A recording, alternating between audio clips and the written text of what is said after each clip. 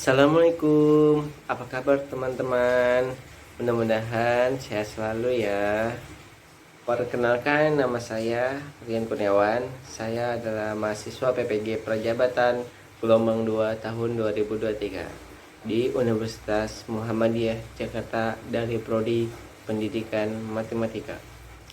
Di sini saya akan menjelaskan seminar PPG di mata kuliah pemahaman peserta didik dan pembelajarannya.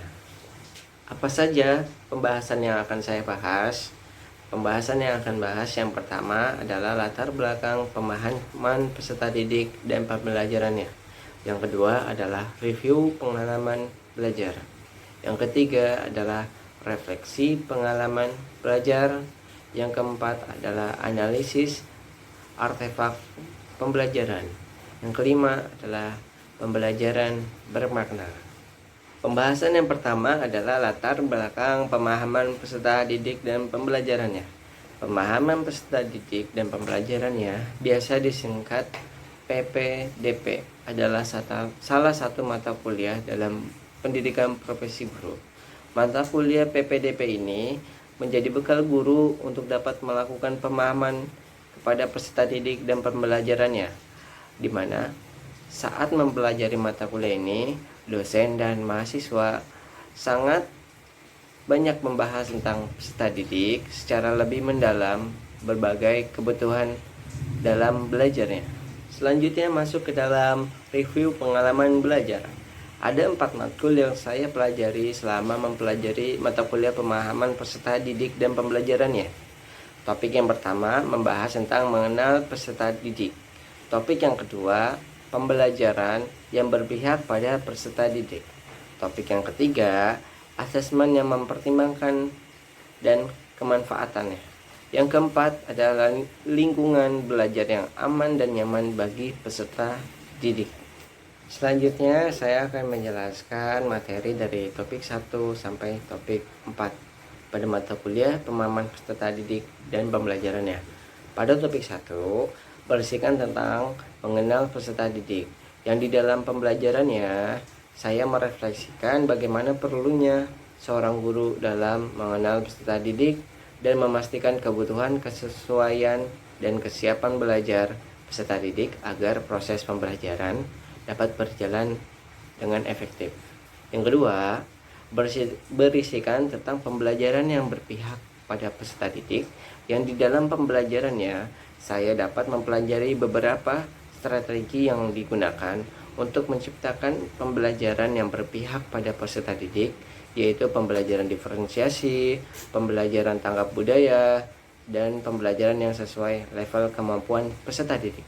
Topik yang ketiga berisikan tentang asesmen yang mempertimbangkan dan memanfaatkan pengetahuan tentang peserta didik, yang di dalam pembelajarannya saya dapat merefleksikan bagaimana merancang pembelajaran dan asesmen yang sesuai dengan kondisi kelas dan karakteristik peserta didik agar proses pembelajarannya berpihak pada peserta didik.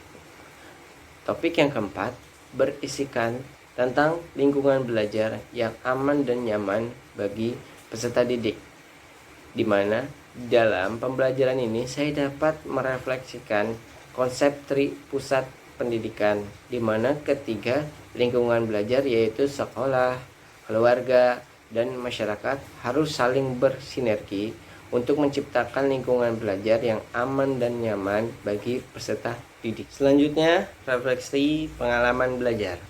Topik yang saya pilih sebagai pengalaman belajar adalah topik 4 terkait lingkungan belajar yang aman dan nyaman bagi peserta didik, di mana di dalam pembelajaran ini saya dapat merefleksikan konsep tri pusat pendidikan, di mana ketiga lingkungan belajar yaitu sekolah, keluarga, dan masyarakat harus saling bersinergi untuk menciptakan lingkungan belajar yang aman, nyaman, dan berpihak pada peserta didik, serta perlu adanya pembentukan karakter, disiplin positif di dalam diri peserta didik agar tumbuh sikap saling menghormati dan memahami hal dan kebutuhan masing-masing peserta didik. Selanjutnya, analisis artefak pembelajaran.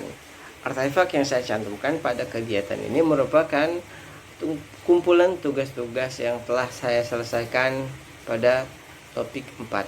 Yang pertama, pada kegiatan demonstrasi kontekstual, saya membuat analisis dan refleksi terkait lingkungan belajar yang berpihak pada peserta didik. Berikut link demonstrasi kontekstual yang saya sudah buat. Selanjutnya adalah pembelajaran bermakna. Pembelajaran bermakna yang saya peroleh setelah mempelajari mata kuliah pemahaman peserta didik dan pembelajarannya ialah peserta didik merupakan individu yang unik dengan latar belakang, perkembangan, dan kesiapan yang dimiliki. Sehingga seorang pendidik penting untuk mengenal peserta didik dengan karakteristiknya dan kemudian menyusun asesmen rancangan pembelajaran yang sesuai dengan karakteristik tersebut, sehingga terciptanya pembelajaran yang berpihak pada peserta didik dengan lingkungan belajar yang aman, nyaman, dan menyenangkan bagi peserta didik, bahkan bagi lingkungan belajar. Sekian penjelasan dari saya. Kurang lebihnya mohon maaf. Saya akhiri. Wassalamualaikum warahmatullahi wabarakatuh.